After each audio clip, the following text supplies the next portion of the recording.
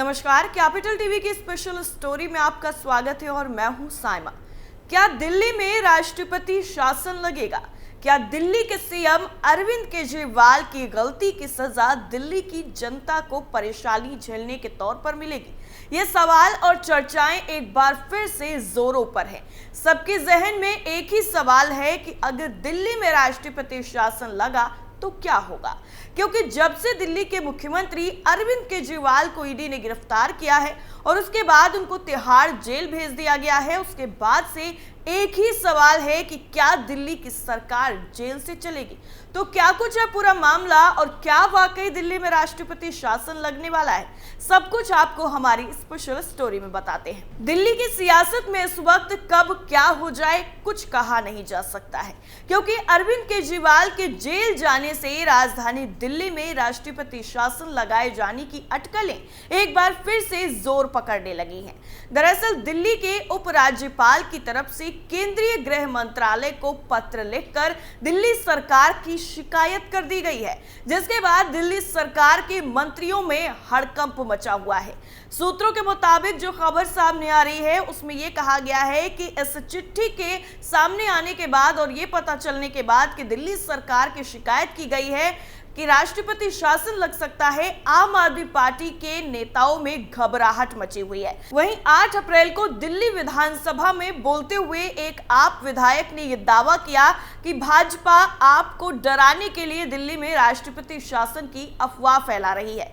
दिल्ली के उपराज्यपाल वीके सक्सेना ने गृह मंत्रालय को पत्र लिखकर दिल्ली की ताजा स्थिति से अवगत कराया है। केंद्रीय गृह सचिव को लिखे पत्र में कहा गया है कि दिल्ली सरकार के मंत्री उपराज्यपाल के साथ बैठक करने से इनकार कर रहे हैं। मंत्री सार्वजनिक महत्व के मुद्दों पर चर्चा की बजाय उनकी अनदेखी कर रहे हैं। एलजी के पत्र में यह भी कहा गया है कि दिल्ली के मुख्यमंत्री की गिरफ्तारी और उसके बाद के घटनाक्रम के मद्देनजर उपराज्यपाल ने जल, शिक्षा, स्वास्थ्य, परिवहन, पर्यावरण, वन और बाकी विभागों से संबंधित दिल्ली सरकार के प्रमुख मंत्रियों की बैठक बुलाने का फैसला लिया है। उपराज्यपाल ने 29 मार्च और 2 अप्रैल को 2 बार मंत्रियों के साथ बैठक के लिए कहा, लेकिन स्वास्थ्य मंत्री मुद्दों को सुलझाने की बजाय सार्वजनिक रूप से कीचड़ उछालने में शामिल हो गए हैं।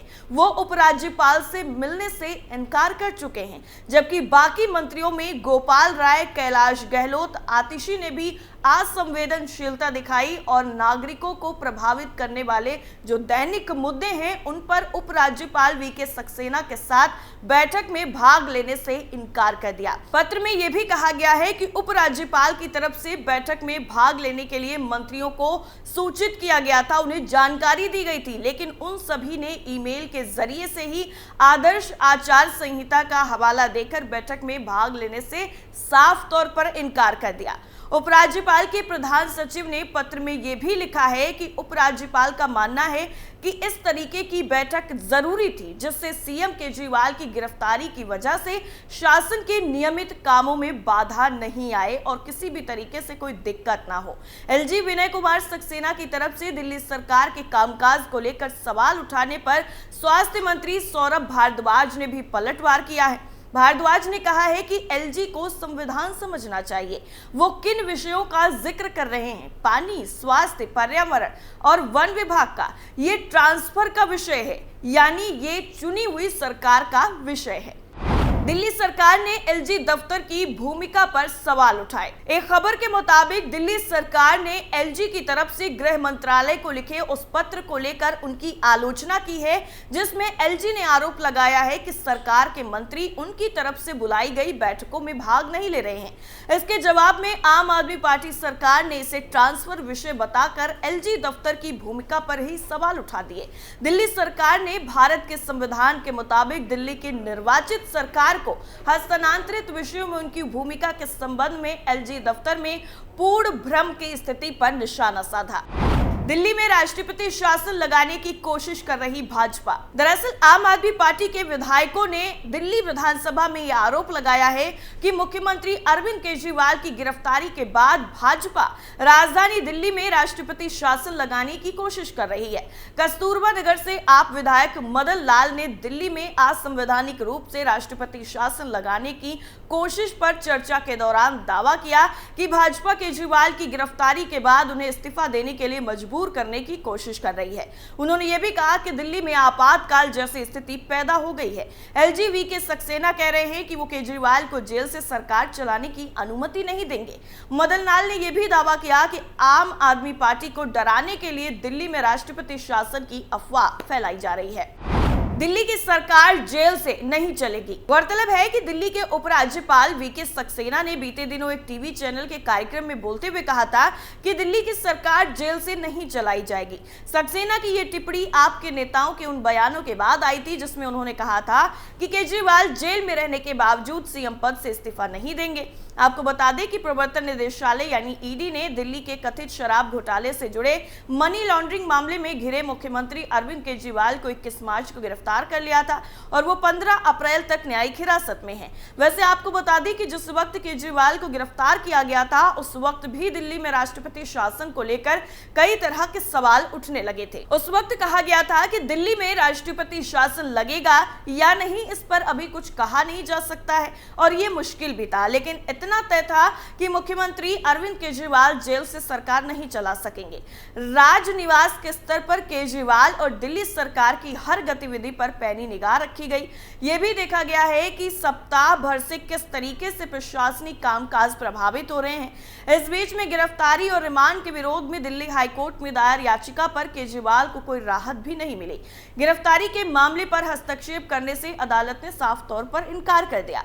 वहीं दिल्ली के मुख्यमंत्री की जेल से सरकार चलाने की मंशा पर भी एलजी के सक्सेना ने अपने इरादे साफ कर दिए थे और एक न्यूज चैनल के कार्यक्रम में वो बोले कि मैं दिल्ली की जनता को ये भरोसा दिलाता हूं कि सरकार जेल से नहीं चलेगी। बताया यह भी गया कि इस दिशा में काम भी करना शुरू कर दिया गया है। आप सरकार की तरफ से जिन 2 आदेशों और निर्देशों को लेकर प्रचारित किया जा रहा है कि केजरीवाल ईडी की गिरफ्त में होते हुए भी जनता के लिए काम कर रहे हैं, दिल्ली पुलिस के स्तर पर उन आदेशों की सच्चाई पता की जा रही है।